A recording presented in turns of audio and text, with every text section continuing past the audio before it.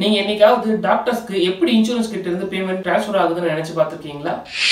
யூஎஸோட மொத்த health care சிஸ்டத்தோட financial transaction மோர் தென் 30% யூஎஸ்ல நடக்கணும்னு உங்களுக்கு தெரியுமா? இன்சூரன்ஸ்க்கு சப்மிட் பண்ணப்பட்ட கிளைம்ஸ் எத்தனை ஸ்டெப்ஸ் தாண்டி டாக்டர்ஸ்க்கு பேமெண்டா கன்வெர்ட் ஆகுது? இதெல்லாம் தெரிஞ்சுக்க வாங்க வீடியோக்குள்ள போலாம். நான் உங்க லோகேஷ். நம்ம இன்னைக்கு பார்க்க போறது overview of medical bill. US health care financial டிரான்சாக்ஷனோட மொத்த பேக் போனே மெடிக்கல் பில்லிங் ப்ராசஸ் தான்.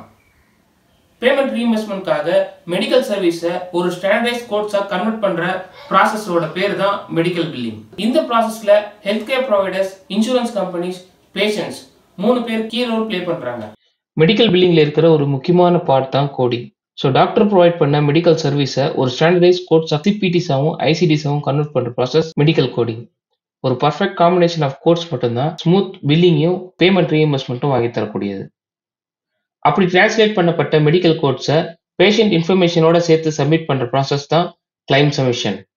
சப்மிட் பண்ண எல்லா இன்ஃபர்மேஷனையும் ரிவ்யூ பண்ணி இந்த கிளைம்க்கு பேமெண்ட் டிசைட் பண்ற ப்ராசஸ் தான் அட்ஜுடிகேஷன். இந்த பர்டிகுலர் ப்ராசஸ்ல தான் பில்லிங் கம்ப்ளீட் ஆகுதா இல்ல நெக்ஸ்ட் லெவல் ஆஃப் கரெக்ஷனுக்கு கிளைம் டிரான்ஸ்ஃபர் ஆகுதான்ற ஸ்டேஜே கிளைம்ஸ் அடையும்.